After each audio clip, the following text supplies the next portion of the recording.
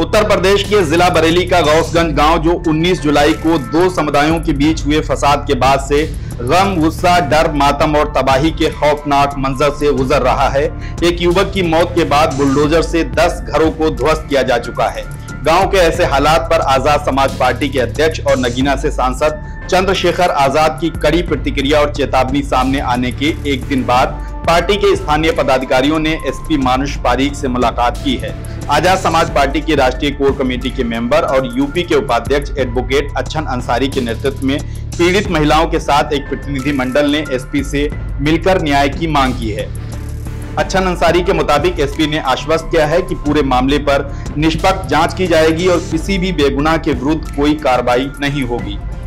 का मामला है जो लगातार कई दिनों से बरेली के अंदर कल बड़े भाई चंद्रशेखर आजाद जी ने भी इसमें ट्वीट करके न्याय की मांग की है मुस्लिम पक्ष के लिए, और आज हम एसपी दक्षिणी से मिले हैं, हमारी टीम पूरी मिली है और हमने उनसे कहा है कि निष्पक्ष तरीके से इस पर कानूनी कार्रवाई होनी चाहिए। साथ ही साथ में जो मुस्लिम पक्ष के खिलाफ, इनके खिलाफ जो अपराध हुआ है उस अपराध को भी संज्ञान लेकर पुलिस में इनकी तरफ से एक मुकदमा दर्ज किया जाना चाहिए और जो लोग निर्दोष हैं उनमें से इनका जो मुकदमा है इनमें से नाम निकाला जाना चाहिए और साथ ही साथ में जो गांव में डर का माहौल बना हुआ है इसको खत्म करके मुस्लिम पक्ष को दोबारा वहां पर राहत देकर उनको वहां पर बसाया जाना चाहिए। शाही थाना क्षेत्र के गौसगंज गांव में मुहर्रम पर दो पक्षों के बीच तकरार के बाद 19 जुलाई की रात को बवाल हो गया था।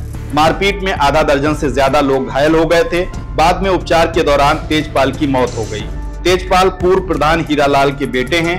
हीरालाल की तहरीर पर पुलिस ने 50 नामजद और 20 से 25 अज्ञात के खिलाफ मुकदमा दर्ज किया है। इसमें भीड़ हिंसा, हत्या और बलवा समेत कई गंभीर धाराएं लगाई गई हैं और अब तक कम से कम 35 आरोपियों को गिरफ्तार करके जेल भेजा जा चुका है।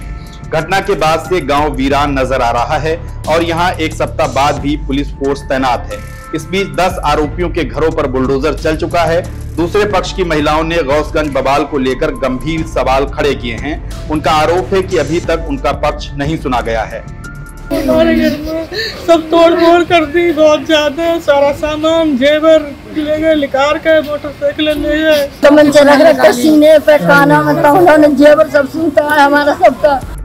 इसी को लेकर चंद्रशेखर आजाद ने अपने एक्स हैंडल पर एक वीडियो रिपोस्ट करते हुए लिखा था कि बरेली में जुल्म की इंतहा हो गई है, इसे तत्काल रोका जाए, अन्यथा मैं खुद बरेली आकर धरने पर बैठूंगा।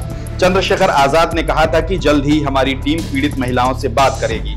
पार्टी नेता एडवोकेट अच्छन अंसारी के नेतृत्व में एक दल ने महिलाओं से बातचीत करने के बाद शनिवार को एसपी से मुलाकात की है, जहां पुलिस के अधिकारियों ने निष्पक्ष जांच और कार्रवाई का भरोसा दिया है। पुलिस ने हमें बताया गया है, जो हमारे एसपी दक्षिणी थे उन्होंने हमें बताया है कि ये जांच का विषय है और इसमें भी वो हमारी जो उचित होगी वो कार्रवाई उसमें करेंगे। जैसे कि मालूम हो रहा है कि 10 घरों पर बुलडोजर चल गया है और बाकी के 5 घरों पर और भी कार्रवाई हो सकती है, इस पर कुछ? इसके लिए हमने कहा है कि जो बुलडोजर की कार्रवाई है उसको तत्काल रोका जाना चाहिए, तो उन्होंने हमें आश्वासन दिया है कि बुलडोजर की कार्रवाई रोकी जाएगी, आगे कोई ऐसी कार्रवाई नहीं होगी। तो आगे शासन ने आश्वासन दिया है कि जल्दी इसमें जो एफआईआर नहीं हो पा रही है उसका क्या आदेश दिया गया? एफआईआर के लिए कहा गया है कि जो मुस्लिम पक्ष की तरफ से तहरीर मांगी गई है और उसमें जांच करने के बाद उसमें भी मुकदमा दर्ज किया जाएगा। पीआरडी में तैनात रहे बख्ताबर घटना में मुख्य आरोपी हैं। उनके 2 बेटों आसिद और अशरफ पर पुलिस ने 25-25 हजार रुपए का इनाम घोषित किया है और उनके अलावा बाकी आरोपियों की धरपकड़ के लिए टीमें ताबड़तोड़ दबिश दे रही हैं। उधर फसाद के बाद से दूसरे पक्ष के अधिकांश लोग गांव छोड़कर भागे हुए हैं। महिलाएं हैं जो दर बदर भटक रही हैं। गांव में एक बड़ी आबादी इस बवाल के चपेट में आकर बर्बाद हो गई है।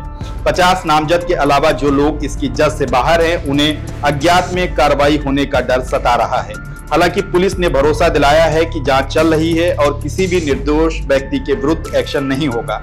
एसपी से मुलाकात करने वालों में आजाद समाज पार्टी के प्रदेश कमेटी के मेंबर सुशील गौतम, जिलाध्यक्ष डॉक्टर दुर्बेश अली, जिला प्रभारी रूप किशोर, मंडल अध्यक्ष एवं मोर्चा सुमित गौतम, जिला प्रभारी नियाज अहमद अंसारी, भीम आर्मी, मंडल संयोजक विकास बाबू वाल्मीकि, सौरभ, मीडिया प्रभारी विनय सागर, वरिष्ठ नेता तौफीक प्रधान, गजेंद्र गौतम, रियाज अहमद, नईम कुरैशी और गौसगंज की महिलाएं शामिल रही हैं।